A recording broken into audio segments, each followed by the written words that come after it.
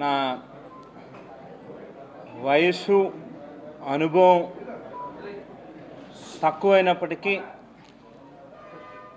చిన్ననాటి నుంచి కూడా రాజకీయాలని చాలా దగ్గర నుంచి చూసినటువంటి వ్యక్తులు. నా తండ్రి జక్కంపూడి రామ్మోహన్ రావు గారు తన ధైర్యాన్ని, తన సిద్ధాంతాలని పెట్టుబడిగా పెట్టి తన కష్టంతో రాజకీయాల్లో పైకొచ్చారు.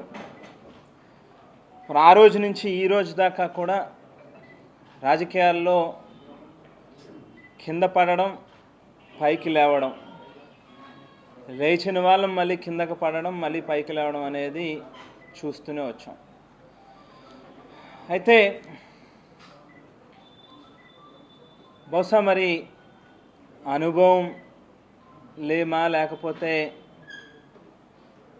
ఇంకా రాజకీయాల్లో చాలా తెలుసుకోవాల్సింది, చూడాల్సింది చాలా ఉందా అనేది ఖచ్చితంగా ఈవేళ ప్రశ్నించుకోవాల్సినటువంటి అవసరం కనిపిస్తూ ఉంది. వాస్తవానికి 2014లో విడిపోయిన ఆంధ్ర రాష్ట్రం ఆవేళ చంద్రబాబు నాయుడు గారిని నమ్మి ఆయన ఏదైతే 650 వాగ్దానాలు ఇచ్చారో వాటన్నిటినీ చేసి చూపిస్తాడు అనేటువంటి విశ్వాసంతో ఏ 3 రాజకీయ పార్టీలు అయితే ఈవేళ ఈ ఎన్నికల్లో మరోసారి ప్రజల దగ్గరికి వచ్చి ఓట్లు అడిగినాయో అదే 3 రాజకీయ పార్టీలు ఆవేళ 2014లో కూడా వస్తే ప్రజలు నమ్మి అవకాశం ఇచ్చారు. రైతుల రుణాలని మాఫీ చేస్తానని, డ్వాక్రా అక్కచెల్లెమ్మల రుణాలని బేషరతుగా మాఫీ చేస్తానని, ఇంటికో ఉద్యోగం ఇస్తామని, నిరుద్యోగ భృతి 2000 రూపాయలు ఇస్తామని, ఇల్లు లేని ప్రతి నిరుపేదకి కూడా ఇల్లు ఇస్తామని, కాపుల్ని బీసీల్లో చేరుస్తామని, ఏడాదికి 1000 కోట్ల రూపాయలు చొప్పున 5 ఏళ్లలో 5000 కోట్ల రూపాయలు కాపుల సంక్షేమం కోసం వెచ్చిస్తామని, ఇటువంటి అనేక వాగ్దానాలు ఇచ్చిన వాగ్దానాలని ఏ మేరకు నెరవేర్చారు అనేటువంటిది మనందరికీ కూడా తెలుసున్నటువంటి విషయం. ఈవేళ 2019 నుంచి నేటి వరకు ఈ 5 ఏళ్ల కాలంలో ప్రీతమ ముఖ్యమంత్రి జగన్మోహన్ రెడ్డి గారు నిజంగా దగ్గర నుంచి చూసినటువంటి వ్యక్తిగా ఏమాత్రం కూడా కల్మషం లేకుండా ప్రజల దగ్గర అబద్ధం ఆడకూడదు, మోసం చేయకూడదు అనేటువంటి ఒక నిబంధన పెట్టుకుని రాజకీయాల్లో ముందుకు వెళ్తూ మేనిఫెస్టో అనే దాన్ని ఒక ఖురాన్గా, బైబిల్గా, భగవద్గీతగా భావించాలి. మేనిఫెస్టోని ఎంత పవిత్రంగా భావిస్తే రాజకీయాల్లో అంత విలువలు ఉంటాయి అని చెప్పి నమ్మి మేనిఫెస్టోలో పెట్టినటువంటి ప్రతి అక్షరాన్ని కూడా తూచా తప్పకుండా అమలు చేస్తూ వచ్చినటువంటి నాయకుడు జగన్మోహన్ రెడ్డి గారు. ఈవేళ గ్రామ సచివాలయం వ్యవస్థ కానీ, వాలంటీర్ వ్యవస్థ కానీ, ఈ 2 వ్యవస్థల ద్వారా పరిపాలనా క్రమంలో అనేక సంస్కరణలు తీసుకొచ్చి ఎక్కడా కూడా లంచాలకు తావు లేకుండా, ఏ రకమైనటువంటి డిస్క్రిమినేషన్లు ఉండకూడదు అని చెప్పి కులాలు, మతాలు, ప్రాంతాలు, పార్టీలు, రాజకీయాలు, వర్గాలు అనేటువంటివి పేదవాడికి అంటగట్టకూడదు, వాటికి అతీతంగా ఆఖరి మనిషి వరకు ఎప్పుడైతే ప్రభుత్వం తాలూకా సంక్షేమ పథకాల ఫలాలు అందుతాయో అప్పుడు మాత్రమే నిజమైనటువంటి మహనీయులు కలలుగన్నటువంటి పాలన ఈ రాష్ట్రంలో అందుతుంది అని చెప్పి నమ్మి పరిపాలన అందించినటువంటి నాయకుడు జగన్మోహన్ రెడ్డి గారు. ఈవేళ జరిగినటువంటి ఈ 2 ఎన్నికలు కూడా 2019 కానీ 2024 కానీ రెండు కూడా చూస్తే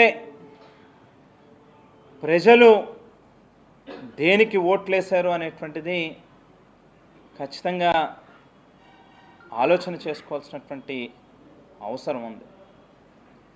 ఇవాళ ఇన్ని లక్షల కోట్ల రూపాయలు ప్రజల సంక్షేమం కోసం ఖర్చు పెట్టినటువంటి ప్రభుత్వంగా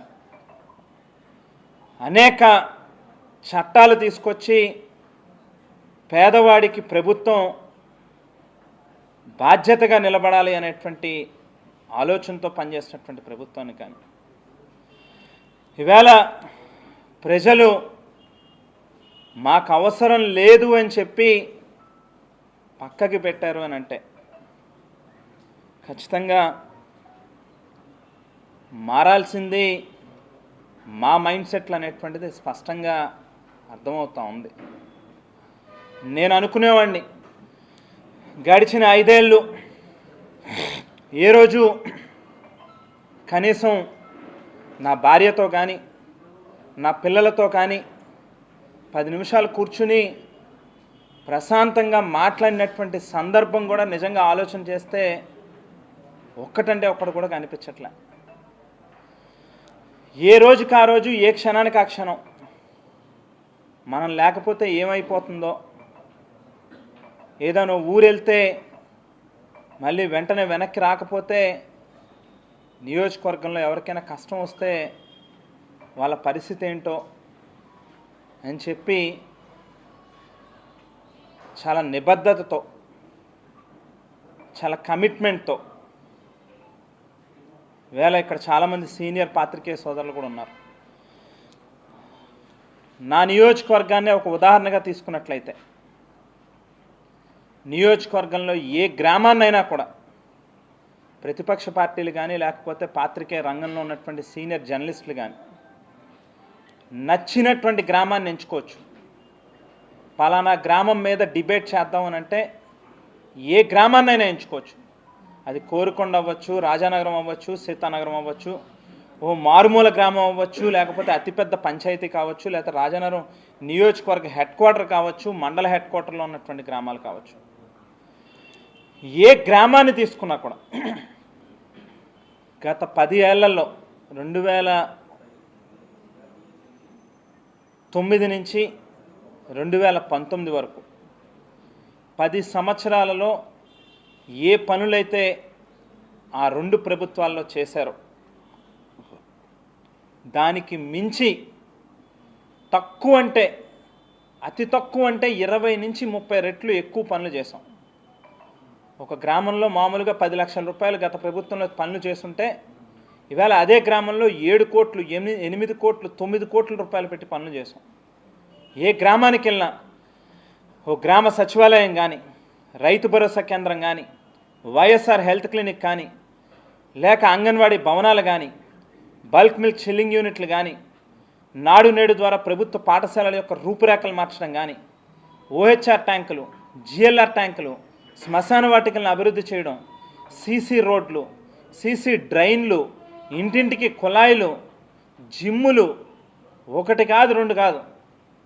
అసలు 2019కి ముందు ఒక గ్రామాన్ని తీసుకుంటే ఆ వేళ ఆ గ్రామంలో ఏమున్నవి, ఆ తర్వాత మళ్ళీ ఈ ప్రభుత్వంలో ఈ 5 ఏళ్లలో ఆ గ్రామంలో ఏమున్నవి అనేది తేడా గమనిస్తే ఇన్ని చూపించచ్చు ఏ గ్రామానికి.